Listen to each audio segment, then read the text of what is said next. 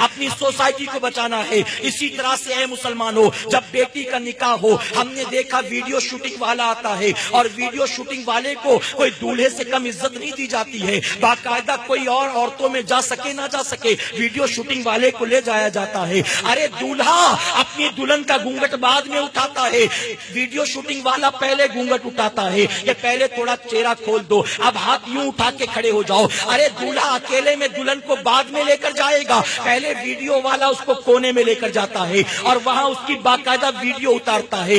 ہر کوئی دیکھتا ہے لیکن کسی کی زبان نہیں کھلتی کہ منع کرتا، کوئی روکنے کو تیار نہیں۔ وہ بیچاری دلہن بھی خاموش کھڑی ہے، اس نے کہا گھونگھٹ ہٹا دو، اس نے ہٹا دیا، اس نے کہا ہاتھ اٹھا لو، اس نے ہاتھ اٹھا لیا، پھر کہتا ہے کہ یوں دعا کرو، وہ دعا کرتی ہے، وہ ویڈیو نکالتا ہے، پھر کہتا ہے چہرہ ڈھانک لو، میں کہوں گا تو کھولنا، وہ چہرہ ڈھانک کر کھڑی ہے، وہ کہتا ہے تو کھولتا ہے، اس طرح سے وہ ویڈیو نکالتا ہے۔ بتائیے ہوتا ہے کہ نہیں ہوتا؟ نکاح کس سے؟ اطاعت کس کی؟ نکاح کس سے؟ گھونگھٹ اتارا کس نے؟ میں کہتا ہوں کیا ہے یہ؟ کیا ہے یہ؟ اگر کسی نکاح میں ویڈیو شوٹنگ نہ ہو تو کیا بتاؤ اللہ ناراض ہو جائے گا؟ اللہ ناراض ہو جائے گا۔ یہ کیوں؟ ہم نے بالکل فرض و واجب سمجھا، معاذ اللہ ثم معاذ اللہ، مجھے شرم آتی کہتے ہوئے ہم ویڈیو شوٹنگ والے کو آج کی تاریخ میں 15,000 روپے دیتے ہیں، ہم فوٹوگرافر کو آج کی تاریخ میں 8,000 دیتے ہیں، ہم ڈیکوریٹر کو 1,00,000 روپے دیتے ہیں، ہم فنکشن ہال والے کو 50,000 روپے دیتے ہیں، ہم کیٹرنگ والے کو 2.25 کا کانٹریکٹ دیتے ہیں، ہم کارڈ والے کو 25,000 دیتے ہیں، ہم ان تمام چیزوں پر دھڑلے سے پیسہ لٹاتے ہیں، لیکن جو قاضی آ کر ہماری بیٹی کا نکاح پڑھاتا ہے دل پر پتھر رکھ کر اس کو 551 کا لفافہ چھپا کر دیتے۔ غلط تو نہیں کہہ رہا میرے بھائی؟ 551 اور بہت دل کھولا تو 1100 کا دے دیا، بہت دل بڑا کیا تو 1100 کا لفافہ۔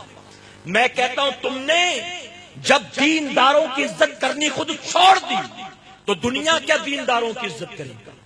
تم نے ویڈیو والے کی عزت کی، تم نے کیٹرنگ والے کی عزت کی، تم نے ہال والے کی عزت کی، تم نے قاضی کی عزت نہ کی، جب داڑھی والے کا تم احترام نہیں کرتے۔ اے مسلمانوں یاد رکھنا، اگر نکاح پڑھانے والا قاضی نہ آ سکے اور تمہیں دوسرا کوئی قاضی نہ مل سکے، تمہارا ڈیکوریشن دھرا رہ جائے گا، تمہارا منڈپ دھرا رہ جائے گا، تمہارا کھانا دھرا رہ جائے گا، تمہاری بیٹی بن نکاح کے اس لڑکے کے لیے جائز نہیں ہو سکتی ہے۔ تو جس کی بنیاد یہ رشتہ جائز ہونے والا ہے اس کی کوئی ویلو نہیں ہے اور باقی سب کی ویلو ہے۔ میں کہتا ہوں یہ 1100 تو نے آخر قاضی کو کیوں دیے؟ اسے بھی نہ دیتا، یہ 1100 روپے بھی ویڈیو شوٹنگ والے کو دیتا اور کہتا کہ 15,000 ویڈیو شوٹنگ کے، 1100 نکاح پڑھانے کے، ویڈیو شوٹنگ بھی تو ہی کرنا اور نکاح بھی تو ہی پڑھانا۔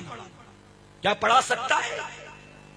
ارے ابا کا انتقال ہو تو امام صاحب، نکاح پڑھانا ہو تو امام صاحب، بچے کو عربی پڑھانا ہو تو امام صاحب، 5 وقت نماز پڑھانا ہو تو امام صاحب، عید بقرہ عید ہو تو امام صاحب، جانور کی قربانی کرنی تو امام صاحب۔ ان ساری چیزوں میں امام صاحب یاد آتے اور بیٹی کی شادی میں جب لاکھوں خرچ کرتا تب امام صاحب یاد نہیں آتے کہ جب بیٹی کی نکاح میں اتنا خرچ کر رہا ہوں تو امام کو نکاح پڑھانے کا لفافہ بھی 25,000 کا دوں گا۔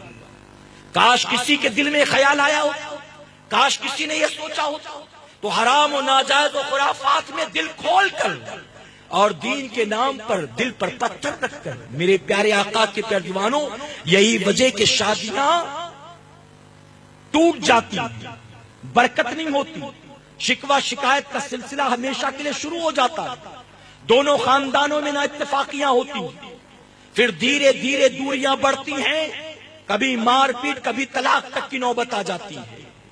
ہمیں چاہیے کہ نکاح جیسے عظیم رشتے کو، نکاح جیسی اللہ کی خوبصورت نعمت کو قرآن و سنت کی روشنی میں ادا کرے کہ انشاءاللہ خرافات سے بچیں، ہر برائی سے بچیں، ناچ گانے سے بچیں، ڈول گاجے باجے سے بچیں، ڈانڈیا کھیلنے سے بچیں۔ اب آخری